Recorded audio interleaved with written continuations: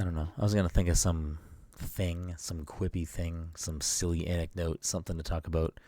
But honestly, Mike, this is our post-Summer Game Fest, post-Playdays episode, or at least one of. Well, I'm sure we'll talk about some other stuff in the coming weeks as well. But I don't know. How are you feeling? How are you feeling post, crammed in a short trip, red eye there, red eye back? How are you holding up? How are you feeling today? Nah, I'm fine. Thirsty, but I'm fine. This fucking guy. I haven't done grocery shopping in a while, so my fridge is empty.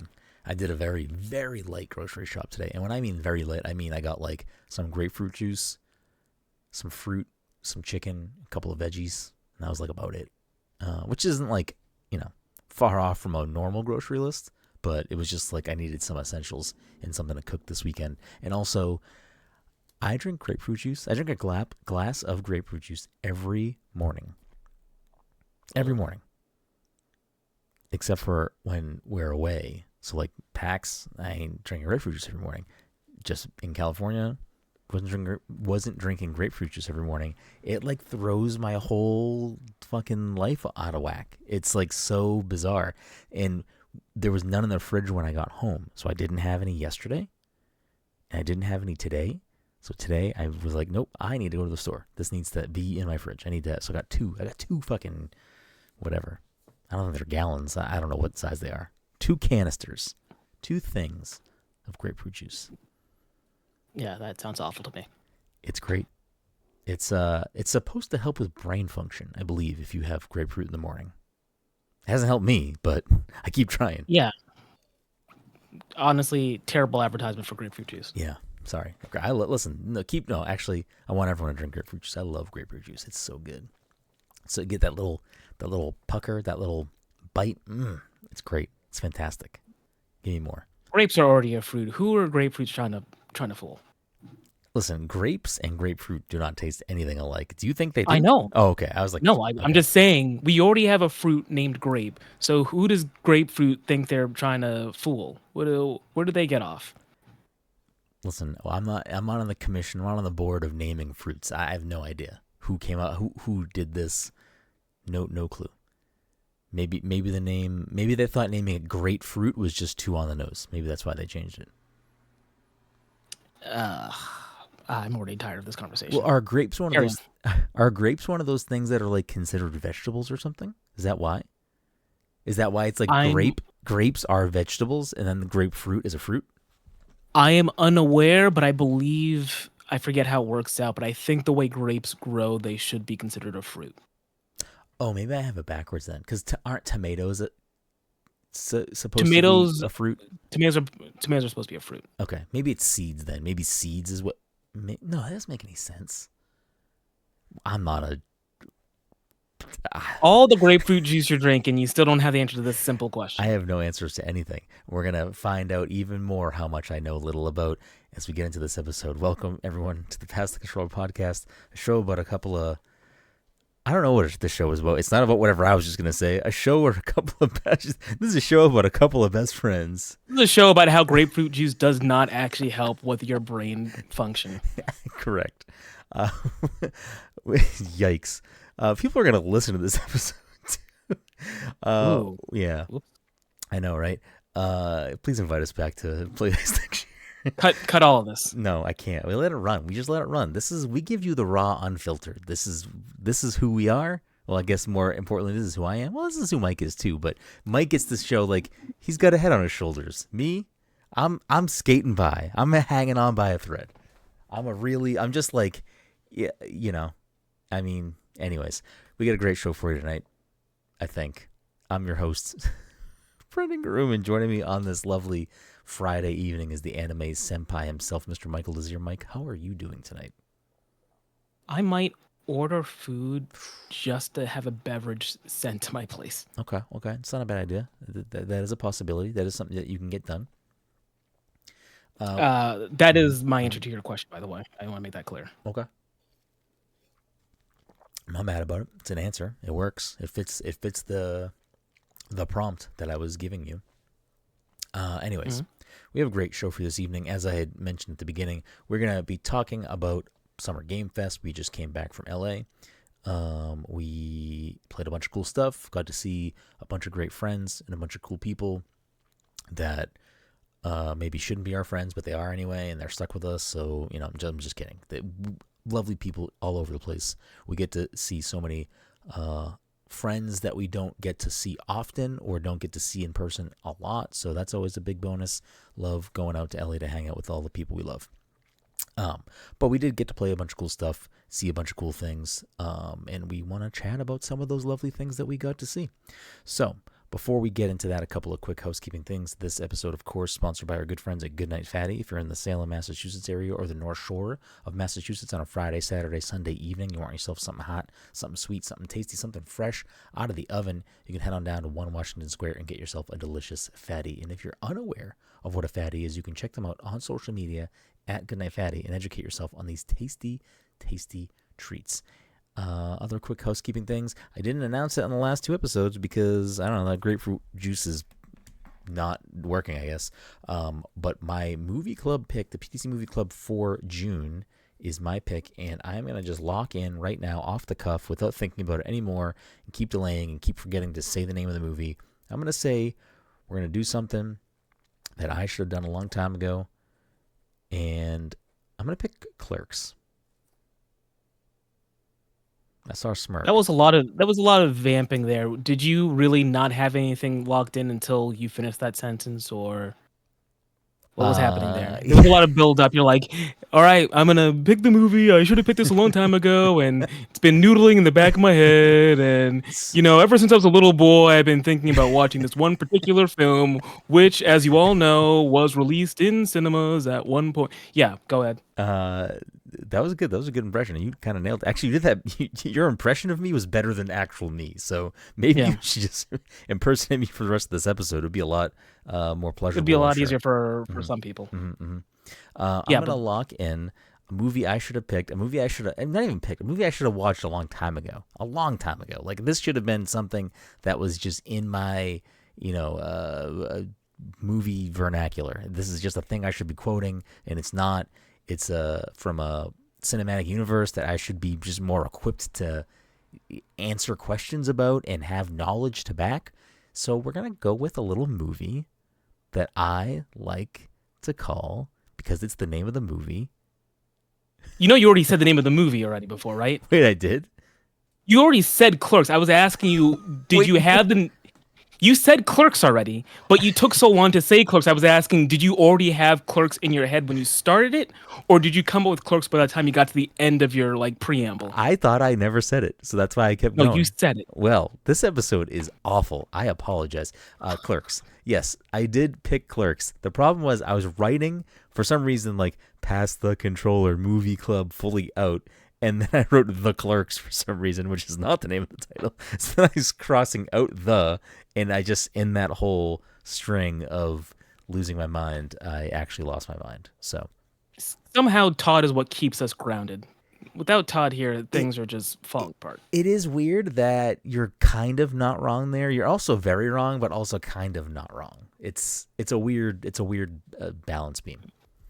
Yeah. So yeah, we'll talk about the Clerks. We'll talk about Clerks at the end of the month. So if you haven't seen that movie or want to rewatch it or never saw it and need to watch it, we should do that. Part of this was spawned by Dom was actually pushing me to do a double feature for Clerks. And what's the second one? Is the subsequent movie Mallrats? Yeah, it should be Mallrats. So he said to pitch a double feature of the two, because he's like, all of us have seen them, and I'm sure people would watch them again. And I was like, yeah, but I feel like that goes against me always shooting down everyone else's, to be like, actually, yeah. Well, I'm picking a double feature because I said so. But it probably would have worked because Dom was already on board.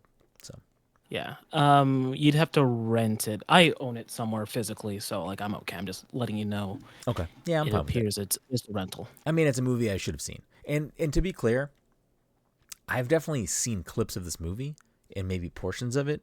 None of this is in my brain. So to me, I know the 3 of you have seen it already, but I think this will be a fun movie to talk about, have a good fun episode about, and it will just kind of get me into the Kevin Smith universe where I probably should have been for a while. So Sapphire Jade in the chat. Todd gets a bad rap for pushing the double feature. Dom is a double feature troublemaker. Dom was in the background. Just I always say to no one because no one really asks. But I always say like, hey, listen, for like the first year we were doing this movie club nonsense, Dom wasn't around to do movie picks, so he had to catch up. Mm-hmm. So he got a year of double features. Yes, correct. Anyways, that's the movie club. That's part of housekeeping. The last bit of housekeeping I will say is we have been putting up a little bit of video content to accompany some of our Summer Game Fest coverage. One of those being something that actually has nothing to do with Summer Game Fest coverage, but a funny video that we tried our hand at doing something a little different. So a couple different videos over on social media, over on our TikTok, and there'll be some other stuff too, I'm sure, to pop up as the month goes on. But check that stuff out too. Show us some love over there. Anyways, let's get right into it, Mike. So playdays. Cramming a lot into a little bit of time. But I think we made the most of it. I think we had some pretty tight schedules. I think we did some good scheduling there. I thought we got into some good things we wanted to see. Let's just take it away with the first thing that we can talk about. I probably should have put these in order of how I wanted to talk about them, but let's just kick it off with Bandit Trap because it's a game we played together. So that way we can kind of just do that one together. So Bandit Trap is essentially a 1v, was it 4 or 1v3? It was 1v3. It was 1v3. So 1v3, I mean, I guess like base level way to describe the game is one person is Macaulay Culkin and 3 people are the Wet Bandits. The Wet Bandits? Yeah. I think that's fair. No, that's actually... Yeah. Yeah, apt. Yeah. So, apt. I don't know. So that's like the baseline pitch. If you don't know what Home Alone is, I guess I'll just describe it a little bit more. One player plays in a 1v3. The one player, the Trapper, if you may, I believe they were called the Trapper, gets X amount of time to set the house up to try to trap and stop the bandits from being able to come in. And I think I don't know if you can set and change the amount of treasures and stuff, but I think I think the win conditions were set basically the team of bandits had to steal, I think, 10 items, 10 gems, and get out of the house to win, whereas the Trapper had to either knock all of the bandits out or not let them finish within the time limit. So I think the bandits had the one win condition and the Trapper had those 2 different avenues to victory. But I got to play as the Trapper. Lots of interesting, cool traps. Like, you're hiding, you're essentially like moving around the house, and it shows you where all of the treasures are hidden. So obviously you're trying to set up strategic traps to coincide with protecting and defending where those treasures are located. And the bandits don't know where they are, right? Did it tell you where they were on your screen? If there was any indication, I didn't see it. So you were just coming in like without knowing where stuff was. I was coming in blind. Okay. I was just breaking things. I don't think I fully grasped it. That like I was looking for anything particular. I think I just went in there with the mindset of break shit, get money. Okay. So I had an X amount of time. I don't remember how long it was, but it was fun setting up little traps in different household items and drawers and beds and other stuff. There are multiple towers located in the house, which where the Trapper would go into to kind of like interact with these other items to set the traps. There was a wheel of traps that there was a whirlwind thing that would like shoot gusts of wind and blow the bandits around. There was a giant punching glove that would come out and knock them across. There were homing missiles and I think flamethrowers and like freeze guns. There was a lot of different items that you could use to attack and trap the bandits. When the round starts, then the Trapper is running around the house with you. I don't think I had a direct way to attack. I could dodge roll, and then I could hide in things. But you guys could all attack me, I'm pretty sure. And yeah, you could knock me out too eventually if, you hit me enough times. I don't know if that would have been a win condition for you guys. I don't remember if they had said that or not, or if it would just put me on a timer of respawning or something.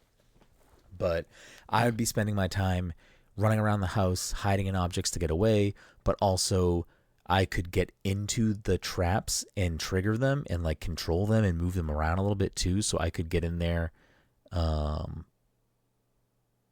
continue to mess around with you guys.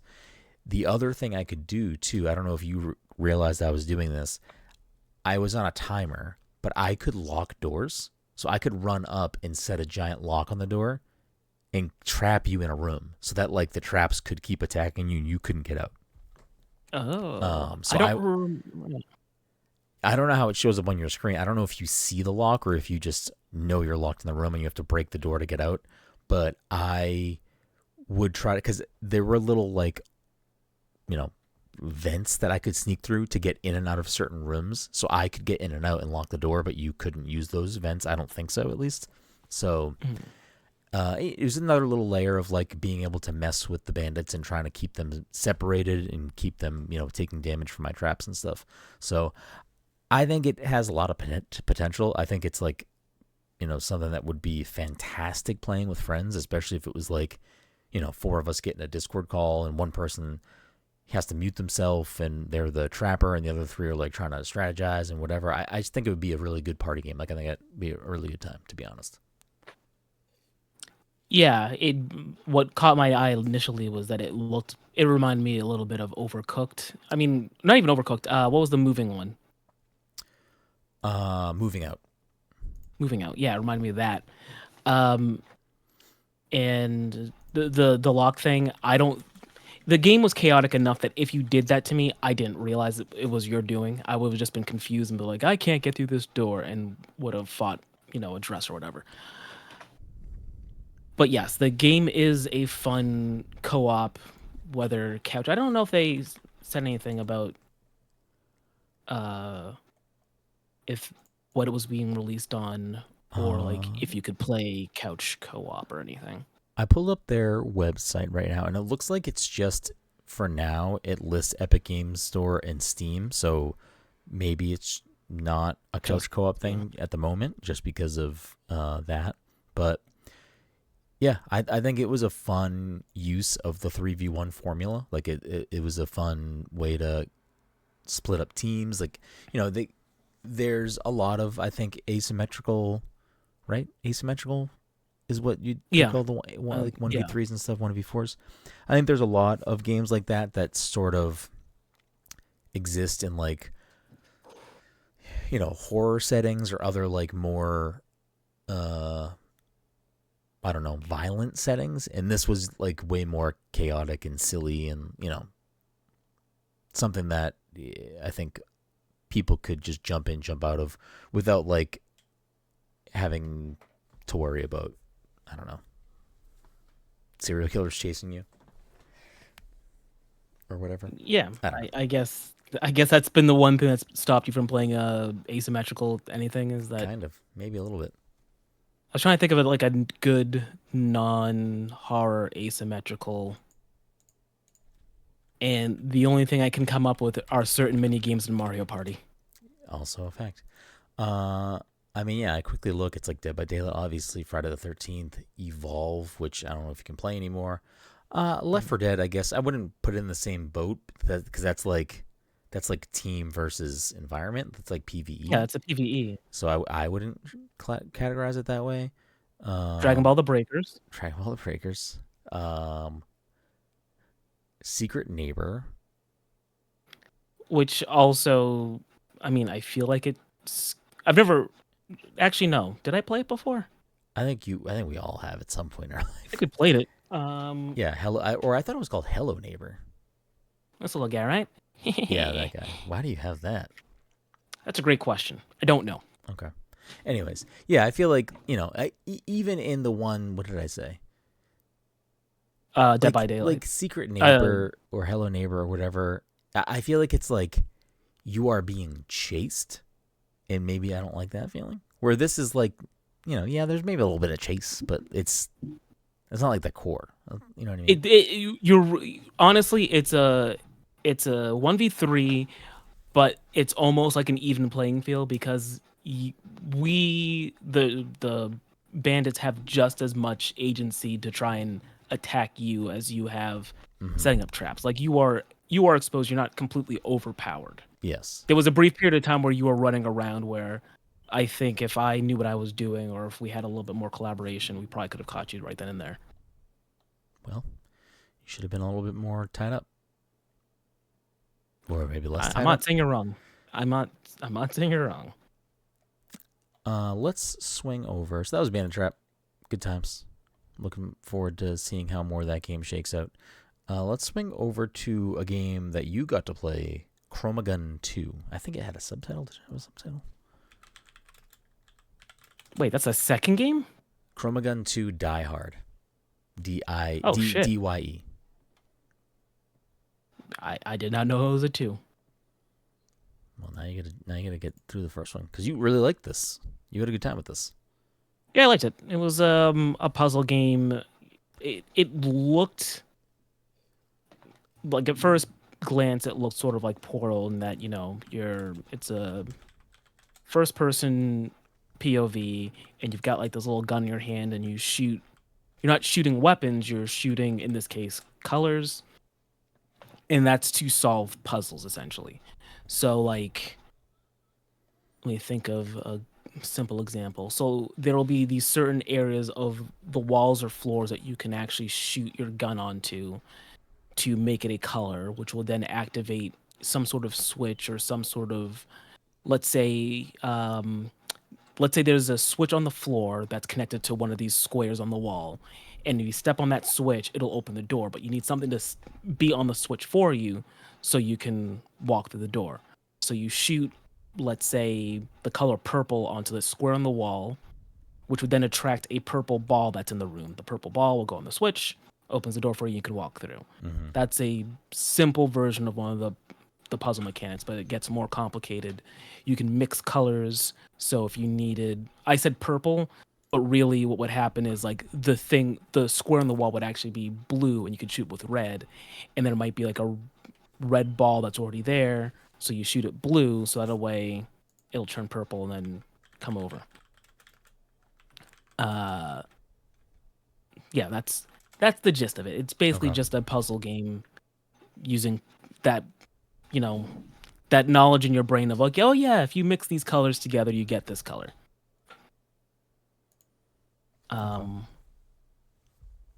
What else can I say about it? Yeah, I didn't get very far, I don't think. But you were enjoying the puzzle structure, and you like. I was enjoying the puzzle structure. It was making the brain juices flow. Yeah. The brain juice is slow. Sans grapefruit juice. Sans grapefruit juice. Yeah, I think it definitely looks like something that I would play. I definitely would give something like this a shot. Like I do like puzzle games. It looks cool. I mean, I think it was doing a lot of interesting things. I know I had stepped away when you were playing because I was watching for a little bit, but I think that it definitely is doing some unique stuff. I would love to see how the puzzle mechanics and the puzzles in general kind of evolve as you're playing the game. Wondering how difficult they become because it seems like they. Oh, go ahead. No, go ahead. I'll say my thought when you finish. I was gonna say it seems like it has the potential for there to be some challenging moments in that game, and I'm curious how far I would be able to get. Yeah, so I got to a part where there are certain walls that I don't know if the game told me that, but I had to have someone explain to me that there are certain walls that will either let. There are certain walls that you can shoot through, but it won't allow items to be attracted the way I described before. So like if I need to make something a different color, I can shoot through the wall and make it that color, but it won't attract items to make things move around. And then there are walls that do the opposite where it'll do the attraction thing, but I can't shoot through it. Okay. And then I also ran into, so I'd mentioned the balls that you'd have to make certain colors to make them move to be attracted to the switch or whatever I painted. There are also balls that would attack you if you try to shoot them. So like if you shoot them, they'll just start coming after you regardless. Yeah. And that's like another, element of the game to interact with puzzles. So you can shoot something to make it chase you someplace that you need to be. So let's say there's a wall that you couldn't shoot through, or like the beam couldn't pass through. You shoot at it. You shoot at the ball will chase you. You get in position, and then you can like stun it in a way to make it stop moving. That kind of thing. Okay. Yeah, I think it is an interesting concept. I mean, obviously interesting enough that they made a second one, or making a second one. So I should go see what there's a first one that I can get somewhere. Yeah, I mean, unless this game is just called ChomaGun 2 Die Hard, which I doubt it is, but I mean, if it is, baller move. I respect it. ChomaGun is on Steam for $12.99. Oh, it's also on PS4, Xbox One, Microsoft Windows, Switch, Linux, Mac OS. So you can get that pretty much everywhere, Mike. It's a demo. You can looking to check that out. Get a demo. So cool. Yeah, ChomaGun 2 looks great. Keep an eye on it. Wishlist Bandit Trap as well. I guess we'll just close out our suite of that corner and go on to Yooka-Replaylee, which we both had a chance to play. Before we even get into that, did you play Yooka-Laylee? No? Okay. Nope. But you are a fan of that style of platformer? I'm a fan of platformers, yeah. Okay. I'm a fan of, yeah. Okay. Well, I mean, I think Yooka-Laylee is like very specifically trying to evoke like N64 era platformer. Yes. Like it's a collectathon. It is, obviously made by ex-Banjo-Kazooie people, Donkey Kong people. So like it's ex-Rare employees. So, if that is your type of jam, this should be something to keep your eye on. Obviously, it's a remaster of, a game that came out. Gosh, Yooka-Laylee must have been at this point 2017. I don't even know when the first one came out. Yooka-Laylee came out in 2017. Fucking smashed it. Damn. It was a game that I think when initially launched had some issues. It kind of fell out of people's minds shortly after it came out. It didn't really have any longevity. And, like I said, I think it had some mixed reception when it came out. I think there was some issues with certain things going on in the game, which, from what I understand, they did patch all that stuff at some point and, make some improvements to the game itself post-launch. But I think the damage was already done. They did have a second game that came out, Yooka-Laylee in the Impossible Lair, I believe is called, which is a side-scrolling platformer that people really love. I've played both of them. I haven't finished either of them, but I've played both of them. And I had some issues with the first one when it initially came out. I liked Impossible Lair. I want more love for Yooka-Laylee. I want Yooka-Laylee to be something that I think it can be. And I do think with Yooka-Replaylee, this revamped version of a game that, hopefully finds a bigger audience and finds some more fans this time around. I think it can do that with this. I mean, it looked gorgeous. It looked fantastic. But on top of just looking better and playing smoother, they are adding some additional things to it. I mean, there's going to be, I believe, let me pull up the list that I had here. There are going to be additional things to collect, maybe some new missions. Where is this description that I had? Here we go. Except I had the thing open here on their actual website, so I wasn't misquoting things that are going to be in here. Where is this thing?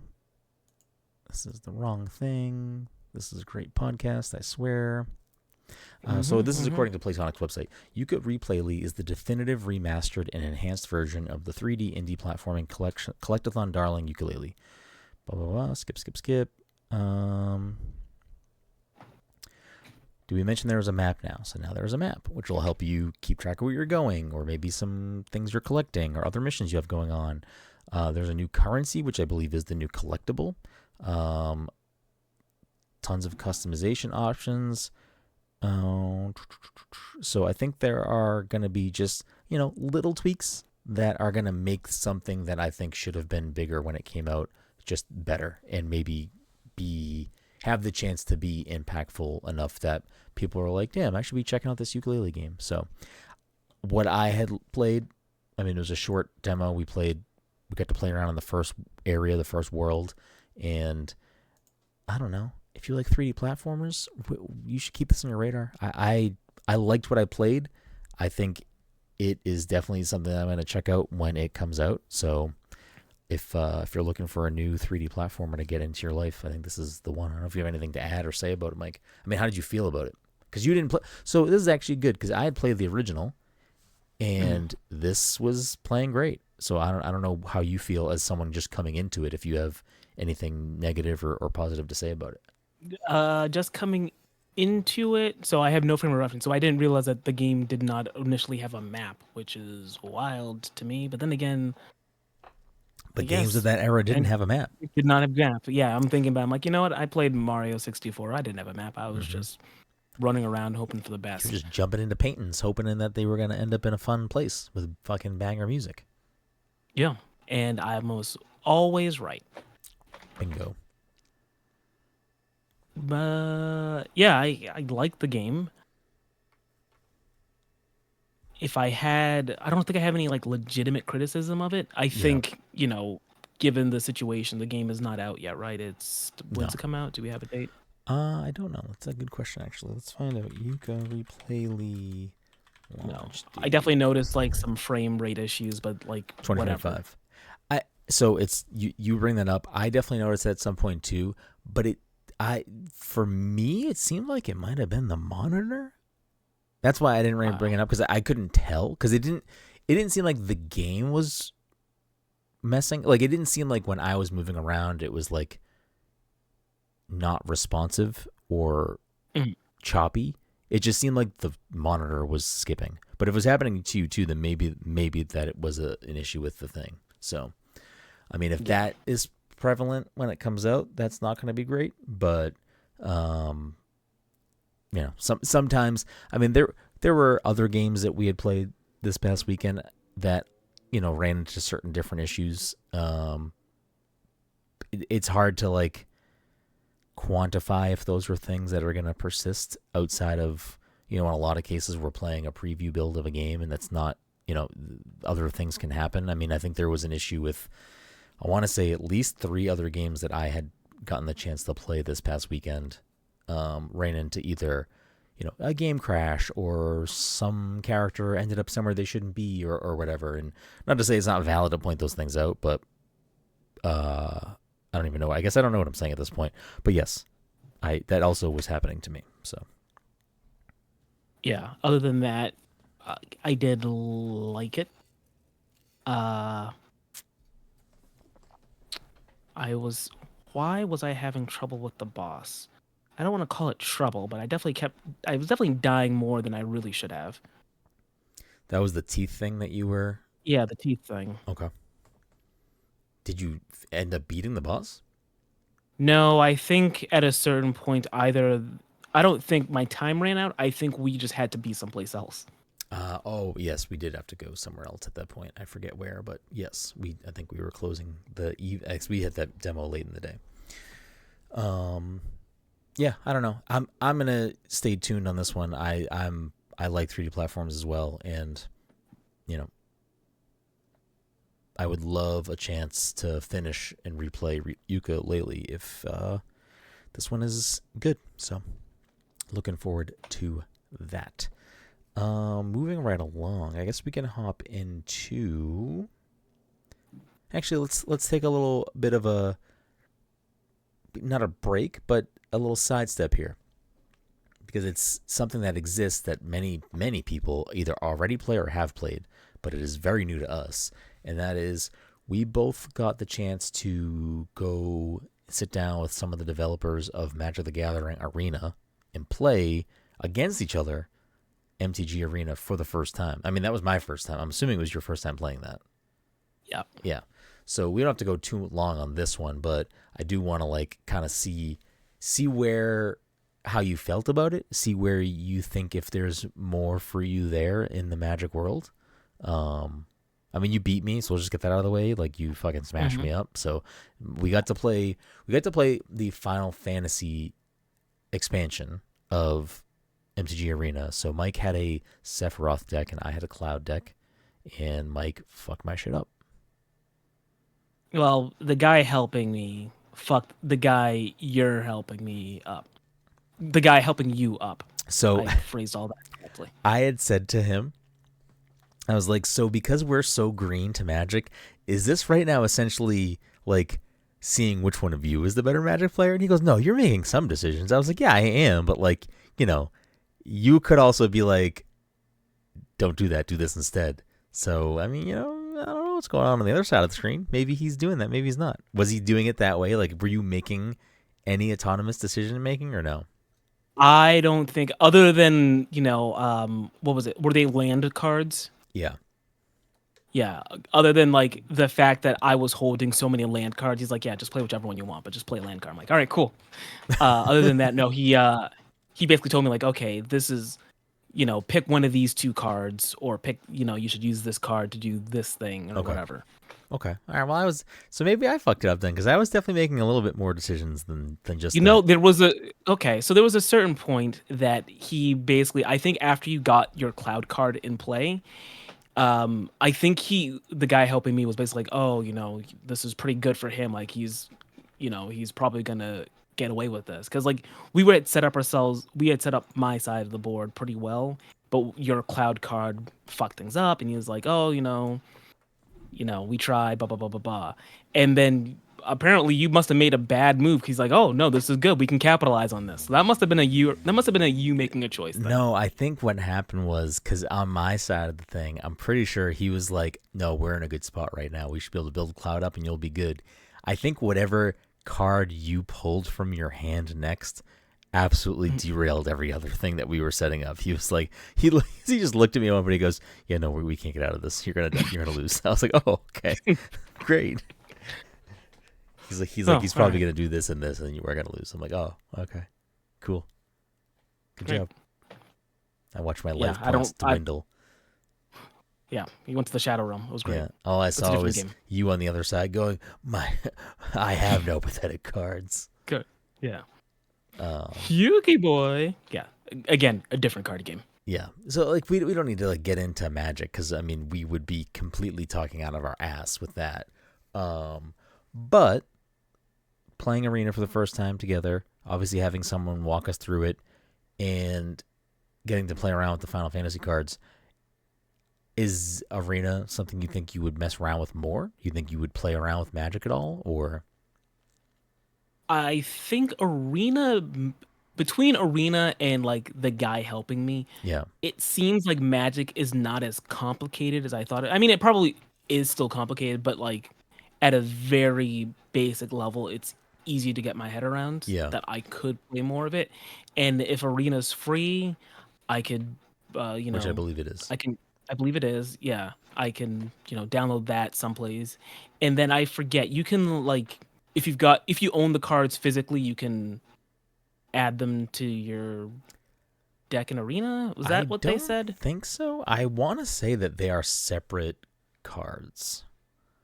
Like you can buy, I think you can buy cards in Arena, but I could have sworn they said something along those lines, but I could have misheard or misremembered. Did you open your packs at all or no? Not yet. I have my cards in front of me. So like I guess Pokemon is a example. Yeah, I don't see them here. So in Pokemon, when you open a pack or like any type of thing, you get that other card that has code. Yeah. So there's no code cards here. So unless there's some other way that they track it, I don't think that's a thing. I think they are very separate entities. Separate. All right. Yeah.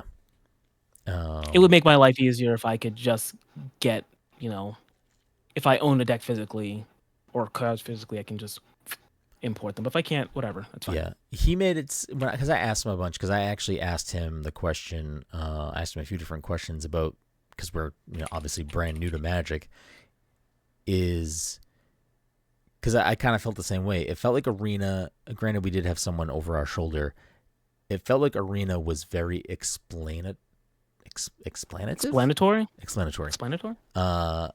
I feel like it was very good about like doing math for you, obviously, because it's a fucking computer game or video game, and you hover over a card and gave you explanations of things. I feel like it was very good about that stuff. So it might be a good tool to help play like physical Magic cards if that's what you wanted to do.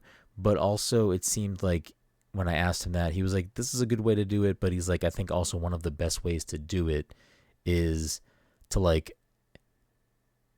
if you have people in your life that play Magic, most of the time they'll be happy to continue to teach you how to play Magic because they want more people to play Magic with them."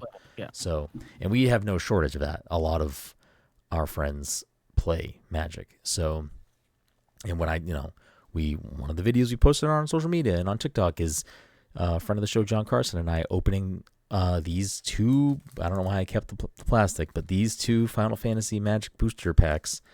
We opened them at SGF and taped it and chatted about that for a bit. So he would be more than happy to help us build decks and play Magic with us.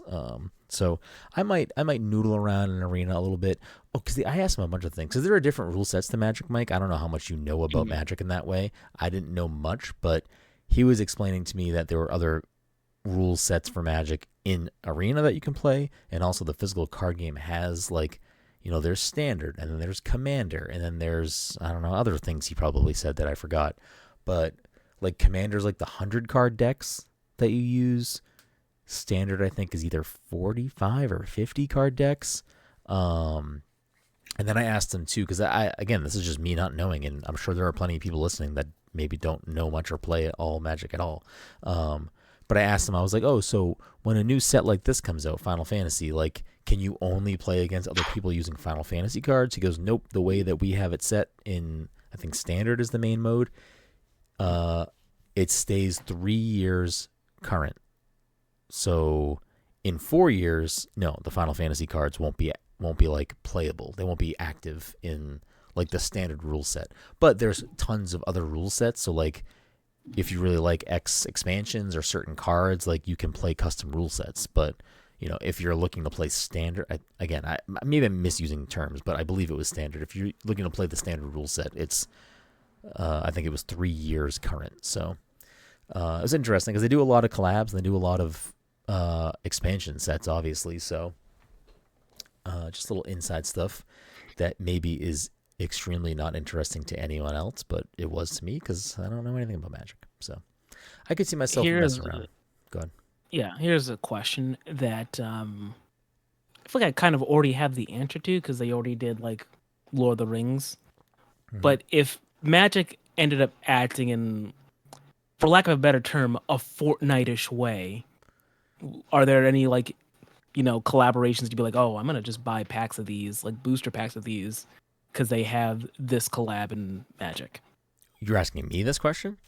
Mm-hmm. Oh, I mean, I think we're here. I think Final Fantasy is the one. I went to the store today to try to buy them, and they were already sold out. So I would have bought them today if that was the case. But it's funny you brought up Lord of the Rings because there have been many times in my journeys searching for or buying Pokemon cards where I've seen the Lord of the Rings Magic cards there, and I'm like, should I? Should I buy some of these? Should I just buy some and have some? But I never did. But Final Fantasy, I went to the store today to try to find them, and I couldn't. So maybe that was the one. But to get away from a cheap answer, I guess. No, I mean, that's a solid answer. I didn't realize you fucked with Final Fantasy like that. Enough that it got me interested. I mean, I'll Uno card reverse it. What about you, Mike? What would get you to walk out into the store and pick up some Magic cards? Unless you're already sold. Maybe you're already there. Let's see. It'd probably be something stupid. Would I go there for Simpsons? I don't know. Probably not. You wouldn't for Simpsons? That's actually surprising. I don't know. I mean, I think now, yes, maybe. Just because now I already have Magic cards in my possession, I can be like, yeah, listen, I'm collecting Magic cards now. A Homer and fucking Sephiroth deck would go crazy, Mike. Yeah.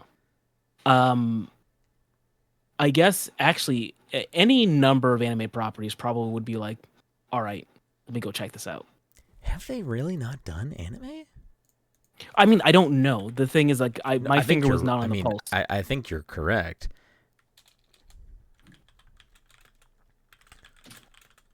Let's find out.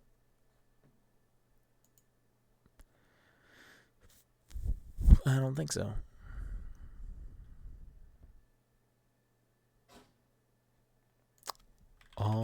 Magic the Gathering collab or crossovers, maybe is the better word.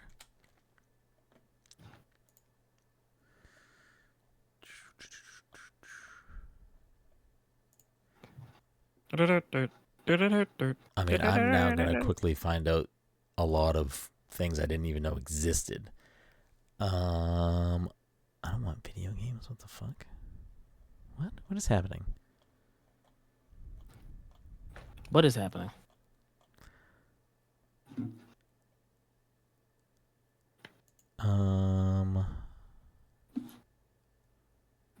Set archive. Here we go.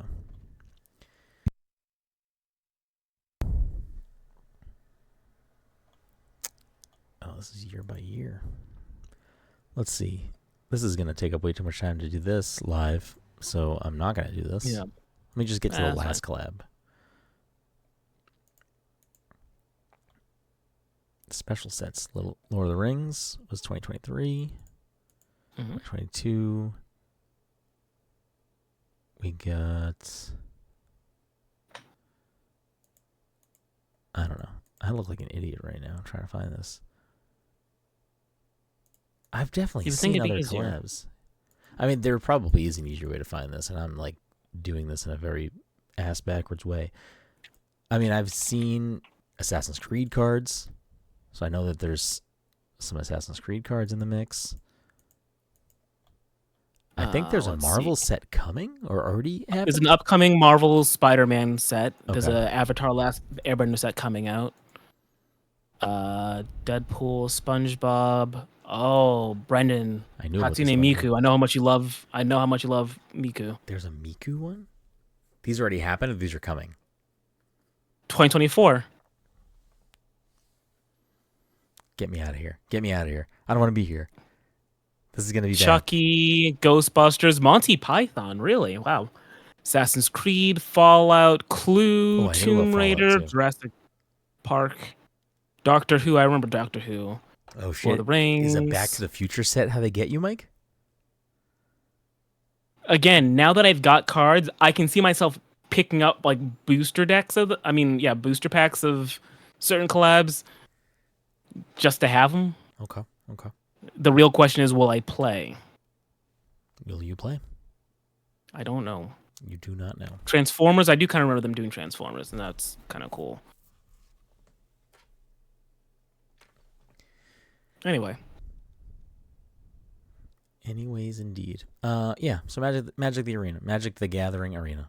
That's a thing that we played at Summer Game Fest, and it was a good time. I like collecting cards. So like, I don't know. Final Fantasy set has some cool art and cool cards and cool characters that I like. So I don't know how the greater Magic audience feels about these types of collabs, but I don't know. It got me interested. So yeah, maybe not a bad thing. They did their job. Let's pivot over to a game that I was super excited to check out, which was Ratatan. It is a spiritual successor to Patapon. I think it has, I don't know if it has ex-developers, but I believe the composer of the music is the original Patapon composer. So Ratatan, rhythm, action, roguelike elements that, is like a side-scrolling rhythm game. You're commanding I don't know if the little characters had names. I'm sure they do. But you're controlling a little army of, I don't know, little guys that you're trying to get through stages, and each time you get to an end of an area, you can pick a path, pick an upgrade or health or some other type of boon, and continue to fight your way through each path, hoping to get to the end, beat the boss, and continue to grow your army and grow your stats and get better, get better everything as you would in a roguelike. I think initially, as someone who was always intrigued by Patapon but never played Patapon, I think they gave me a benefit and maybe a disadvantage coming into this, because I didn't have any bad habits to break, but I also didn't have like maybe some baseline skills when it came to this game specifically. So initially, it was very overwhelming with the amount of stuff going on the screen and trying to figure out how to move around and get my army in my little army of guys where they needed to be and hitting the notes properly. But towards like the back half, definitely the back third of my time with the demo, I was definitely caught in a better groove of understanding how to maneuver and how to move around and kind of pay attention to what my little units are doing and what the enemies and bosses are doing, and really, really enjoyed my time with it. I mean, the soundtrack was also fucking banging. I know you were listening to it as well for a bit, Mike, right? You could hear it, right? Yeah. Yeah. So I know you didn't get to play it, you did get to watch it, but it's something that I am definitely looking forward to playing more of. Like if there was a game from there that I wish I could have taken home with me to play, this is probably a toss-up between this and maybe one other one who would take that spot, but this was definitely in the running to be one of my favorite things I played there. I had a good time with it. I think I would probably personally hit a skill cap that I maybe wouldn't be able to get past depending on how difficult the game gets, but I do think that like this is absolutely a game up my alley that I can't wait to check more about. I don't know if you watching me play was something that you are super interested in or can't wait to play more or check out for yourself, but Yeah, I would like to play the game. mm-hmm. It's yeah, I don't think I've played any other rhythm games quite like that. Yeah, it's Because I very didn't play unique. Patapon, Same. so it looked fun. That's all I can really say about it. Yeah. Because I just watched it play. Yeah, it looks and feels fun. It is coming out in early access soonish. I don't know if I can say when, so I won't, but I believe it is coming out in early access soonish. So you can look for that if you also want to get your hands on that one. Let's kick it over to a game that you got to play. That was Toem 2, which I think will be another interesting perspective to get because you haven't played the first one. Mm-hmm. So this is, I think a good, so I think it maybe will reveal if this is something that someone could feel comfortable just hopping into without having prior knowledge. I think the answer is yes. I'm realizing now that I'm getting my eyes and hands on a lot of either sequels or remakes of things that I have no connection to the originals, and it's yeah, it puts me in a unique position. So, Tome 2. Surprise, surprise, I like the game. Whoo. Although I can't help but feel that I wasn't actually playing the game correctly. If that makes sense. I don't know. I was under the impression that I'd be taking a lot more pictures. And I wasn't. I was like just doing shit. I was walking to people like, "Hey, go find my donkey." And I said, okay." And then I'd be walking around and I'd be talking to other people, and then I'd see the donkey, and I knew I was supposed to take a picture of the donkey and then go back and show the guy. I didn't get to do all that in my demo, but yeah, the game was me just walking around like that one village area, talking to people and kind of doing all these little mini, what I assume are side quests. I don't know if there was a main thing I was supposed to be doing that I wasn't doing. I don't know if there's supposed to be an overarching quest. I'm sure there is, but I do think that that's how a majority of the game is. I think it's like you're getting little tasks from people, and I think for the most part, the way you're completing the tasks is finding the thing that they are looking for and taking a photo of it. I believe is a lot of the game. Okay. There was like the bonk stuff you were doing to like break things and change things. I think that also becomes a little more challenging, or at least gets used more in different ways. Okay. But yeah, I mean, I don't think it's supposed to be anything. I think it's supposed to be chilling out. You know what I mean? Nooling around, taking photos, looking for things, helping people. Kind of just a chilled out vibe, you know? Yeah. The closest thing that I feel. Actually, I shouldn't bother trying to compare it to anything, because what the fuck do I know? But yeah, it was a chill vibe. Yeah, if I was sitting there playing that at home without the constraints of, a 30-minute demo, I'd have a good, relaxing evening. Yeah, I think Going that's around. what were you gonna say?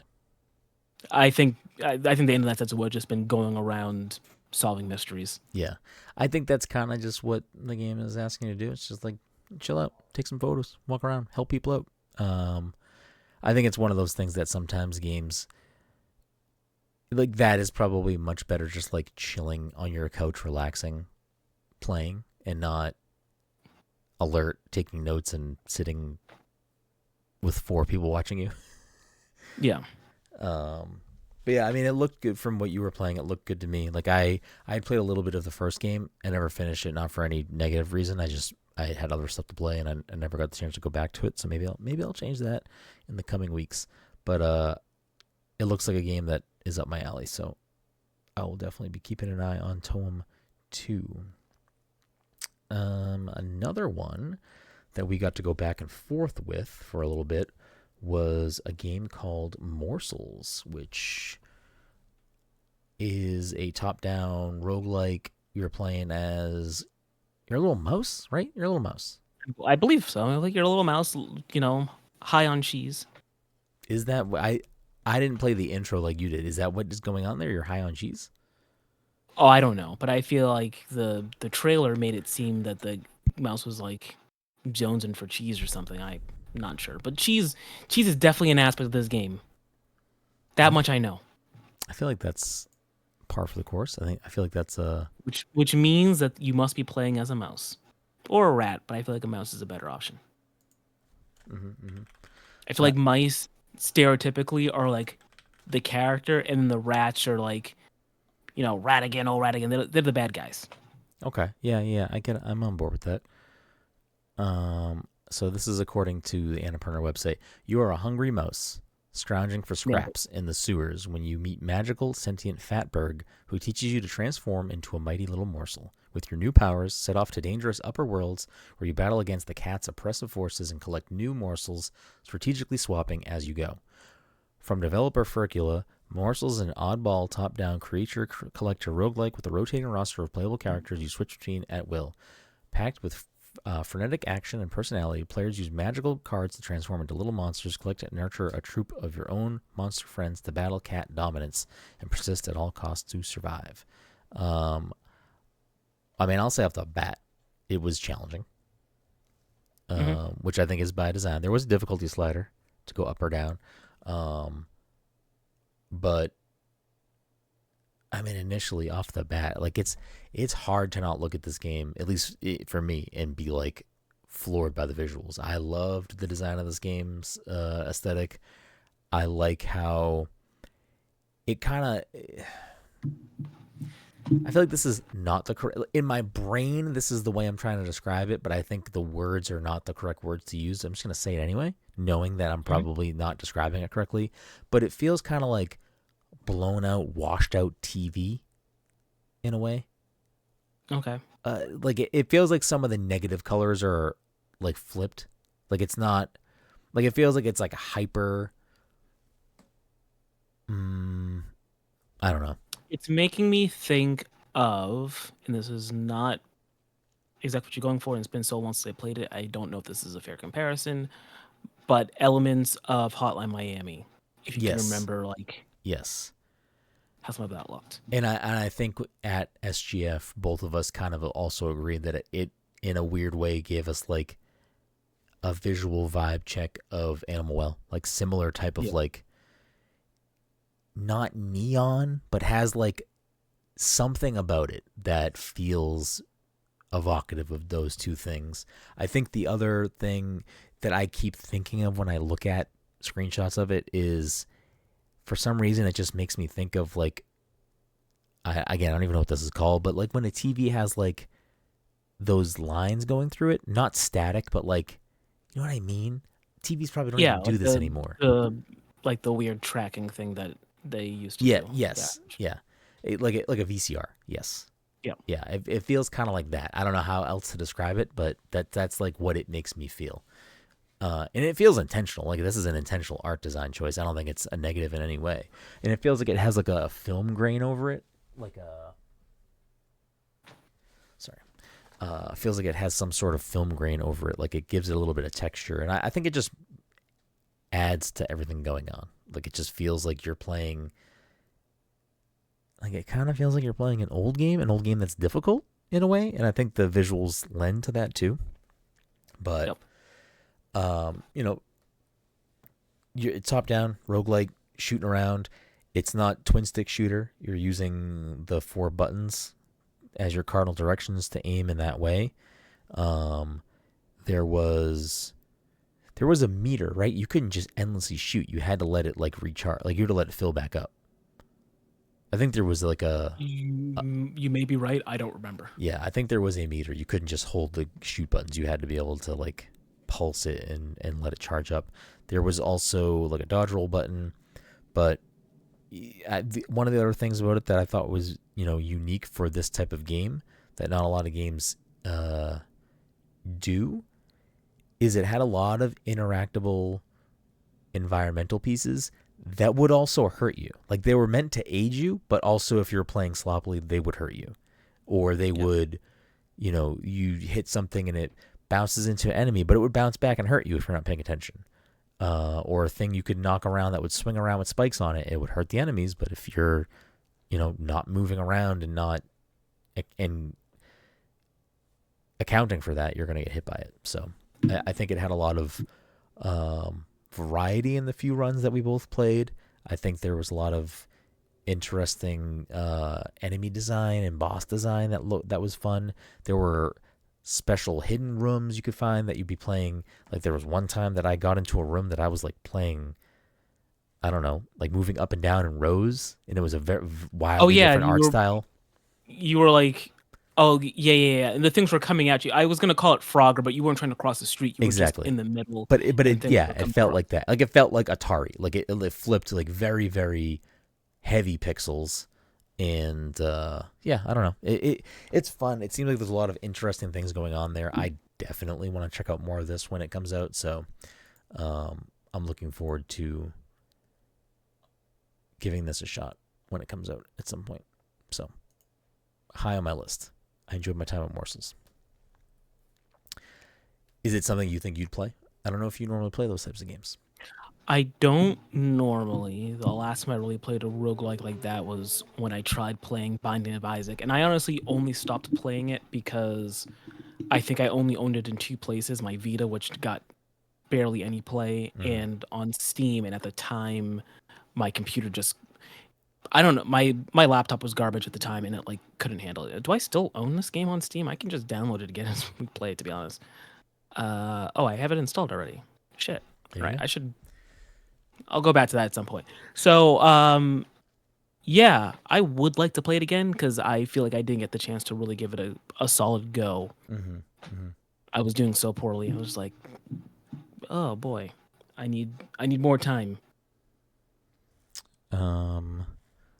I will say, so we're gonna split up some of the stuff we're gonna talk about. So we'll talk about 2 more things that we got to check out while we were there, and then there'll be a few things that we didn't get to chat about tonight that we will talk about next time. And I'll leave those for that. But we'll quickly hop into Lumines Arise, which is one that I got to play. You got to watch. This one is... Talk about this without me for a second, because my food did get delivered. All right, honestly, I didn't play it, so it's fine. Yeah, go to that. It's fine. Hold on. So Lumines Arise is the next game from Lumines, or the next Lumines game that is being made by Enhance. Actually, I think Enhance may have made the first one, but Enhance are the developers who made Tetris Effect. And if you're familiar with that game, which I love, and if you love Tetris, and if you haven't played Tetris Effect, I highly recommend it because it's fucking fantastic. Arguably the best Tetris game, arguably one of the best games ever made, maybe.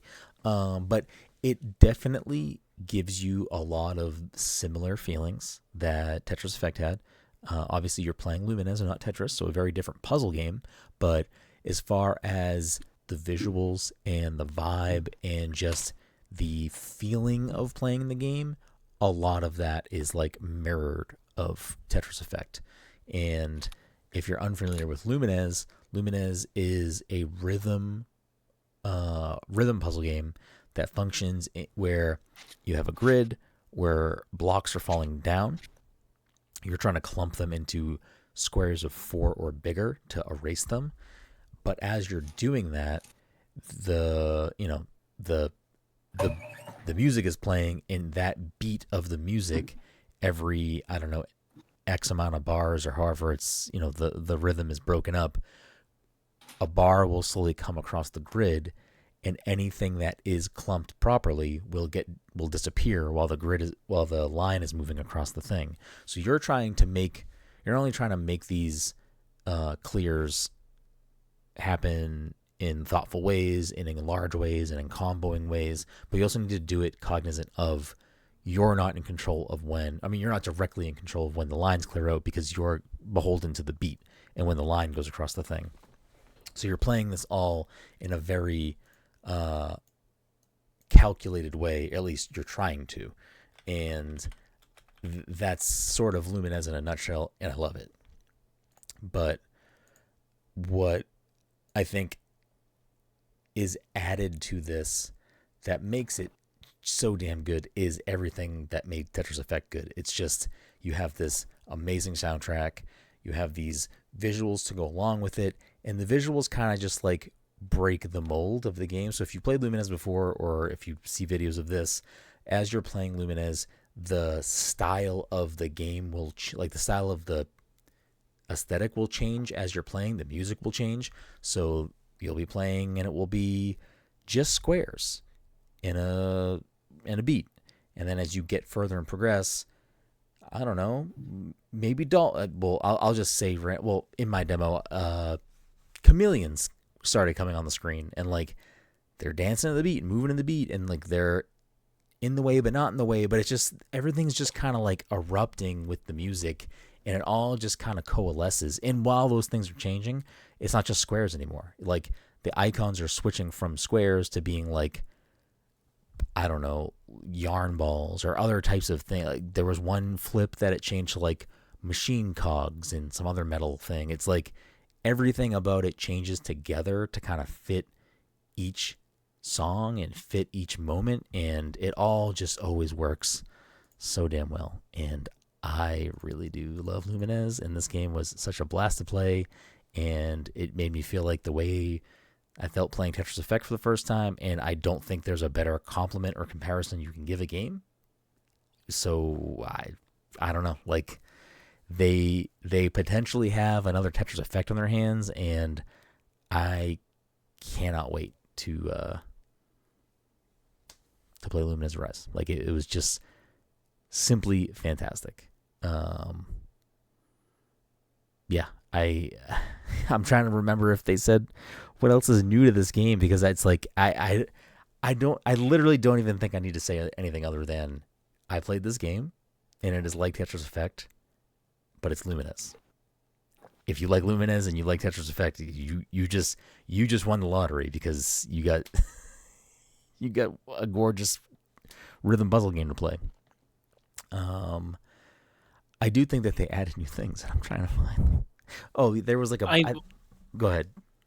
No, I was gonna say, I remember when you started playing, they had asked you if you'd played before, and you said yes, and they kind of told you to skip everything except there was like one new mechanic or something that they're like, oh, yes, you need to do this. Yes, thank you. There was the burst mechanic where when you would, I forget how you built it up, but when you had the ability to use it, when you used the burst, you could then continue to, I think if the game would slow down a little bit, and I think you were able to continue to add on to, let's say you had red squares and green squares. You made a clump of green squares. You use burst. Now every time you add on to the green square, it's going to continue to grow. And then I think the ones touching it that aren't green are going to also turn green. So you have a way to like kind of combo it up and up to like clear a ton of stuff at once. And then I believe all the other color that you made go away when burst ends, I think all of those come back onto the board. So you could potentially work out like large combo strings for high scores if you like made big changes to the map, changes to the board during burst moments. So I think it is just there's going to be a campaign mode. There's going to be stages that kind of move along in a specific way, which again I think is very evocative of Tetris Effect. I think Tetris Effect had a similar. They had a single player journey mode that kind of took you through a field of emotions, and I think Lumines Arise is trying to maybe do something very similar in that regard. So I don't know. I mean, fantastic. Highlight of the show for me. I can't stop thinking about it. I can't wait to play more of this game. I think it is absolutely gonna be a fantastic time for me when that comes out. I think the last thing we'll chat about before we wrap things up here, Mike, is a game that we both got to experience together, but we didn't get to play, which is unfortunate because it looks great and I would like to play it. And that is a game called Thick as Thieves, the next game from Warren Spector.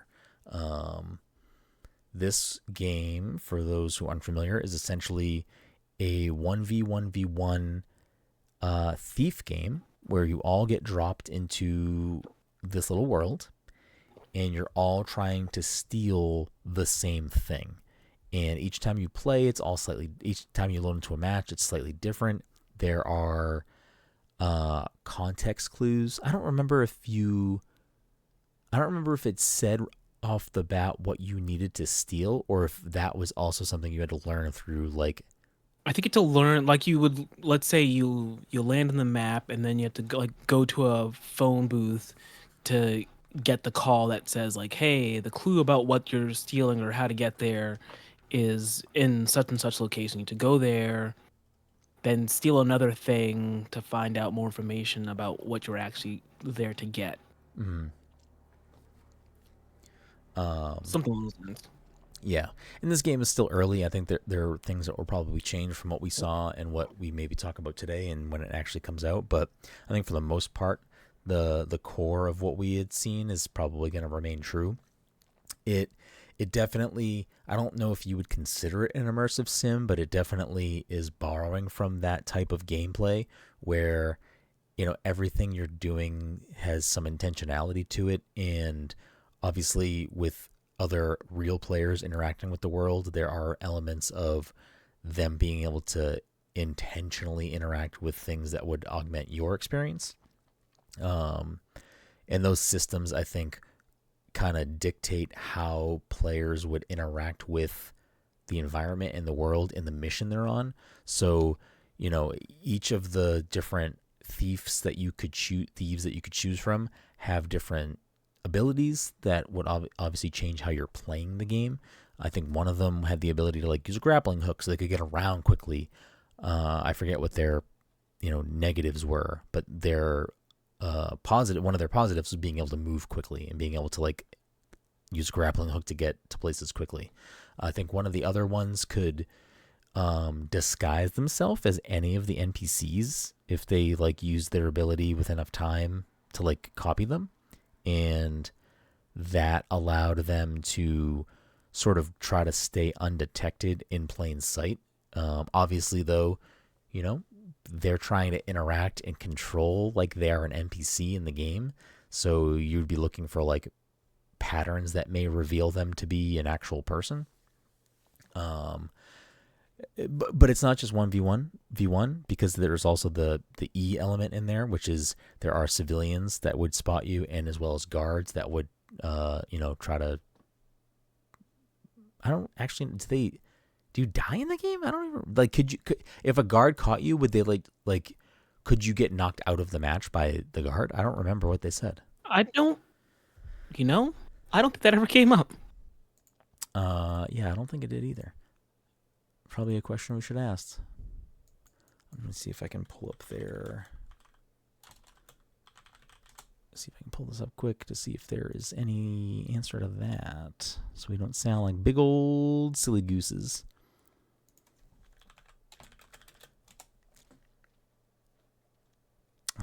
Where is their website? Dun, dun, dun, dun, dun, dun, dun, dun, dun. Beep, beep, beep, beep, beep. I don't think it lists any of the questions we are looking for answers for. Nope. Okay. Anyways, so there was that. Where else do I have my notes here? My trusty notebook. So there are a few different ways that a match can get like triggered to go into the end game of it, where everyone's trying to escape. There's obviously like the main objective good to steal. So people may be gunning for that, but there are also other valuables to steal in a match. And I believe if like enough of them were to get stolen, it would still also trigger like the end game, get to this exit type of thing. So there's that aspect. So not everyone is necessarily going for the same thing. Like obviously there's the main goal, but some people may be looking to get other stuff out of it. I think they also said that depending on what you do steal and what you do get out of the match depends on what rewards you get, because there are like persistent progression in the game that would tie to certain things that you stole out of a match. So maybe if you're looking to upgrade, like if you're looking to level up a specific thing, maybe you don't necessarily need the main quest item, so you're looking for some other thing that you need to steal to bump up a certain thing. So it does kind of add some more dynamic interaction with things on a match by match basis, because not everyone may be gunning for the same thing. I did like the fairies that you could throw. Like you could send a fairy after the pickpocket fairy. So yeah, the pickpocket fairy to like steal a treasure out of their thing if they weren't able to see it or if they didn't bat it away. And I liked that. I thought it was a nice little added element of like, yeah, you might be the guy with the fucking thingy, grappling hook, so you can get away quickly. But like if you're not paying attention, you're not good at like timing a hit against the pickpocket fairy, you might still end up getting your treasure stolen. So I thought this game was super cool. It looked really interesting. I actually really can't wait to play it myself. I think this is something that I could absolutely see myself enjoying in a, not just like sometimes you play a game or see a game and you're like, oh, that'd be fun with friends, and maybe you don't think it would be as fun without friends. This seems like a game I'd be like, yeah, it'd be fun to play with people I know, but also like I want to get on there and be the best fucking thief. Like I just want to be that guy. So I'm excited to check out more of this. I don't know how you felt about it, but Yeah, it was cool. I like there was what you could be in guilds, right? yeah, You could be in guilds, and the objective obviously is to be a sneaky thief. So yeah, you could injure people while trying to steal stuff, but it's going to ruin your reputation with the guild. Yep. And that Oh, kind that's of right. cascading effect. Yeah. There were systems built in place to potentially impact how you play the game, and I like that you had to like make those cognitive choices of actually I don't care if I have to sacrifice this thing because I need this thing. So I do like that it's kind of like active choice driven, of kind of seemingly, in a perfect world with the way they were presenting the game in every match, it's like that. Is that going to persist when the game comes up? Who knows? But the idea of trying to create it that way, so that is the way it's being played, is very intriguing to me. So I'm definitely looking forward to seeing more of this and how it shakes out, and hopefully it realizes some of the things it's trying to accomplish, because I think it looks really cool. So definitely something up my alley that I'm going to be keeping an eye on. I think that's all I got to say about Thick as Thieves. I don't know if you have anything else you want to say about it, Mike, but no. Okay. We do have some other stuff that we're going to chat about, but that's going to be on the next episode. So other things that you can look forward to us chatting about. We did get to see some stuff from Capcom. All of it was hands off for us, but we did get to see Resident Evil Requiem, which is Resident Evil 9, and we get to see Onimusha Way of the Sword. So we got to see those and get some impressions on how those games are shaping up to be, as well as a hands off of Code Vein 2, but I did get to play Toa and the Guardian of the Sacred Tree, so we'll definitely chat about those. And there are a few other things that you'll hear us chat about when we can. So Yeah, I don't know. I think that'll do it. Should we play the game when it's just you? I mean, it's really just going to be you getting points. Listen, I can go 0 for 3. Don't get me wrong. I can and will do that, but it's not necessary. Okay. I do think as well, since we had this, and maybe we'll do it when Dom is back on, we should probably talk about our time in Disneyland since it was our first time there. Yeah. But we'll just stuff for you to look forward to out there in future podcast land.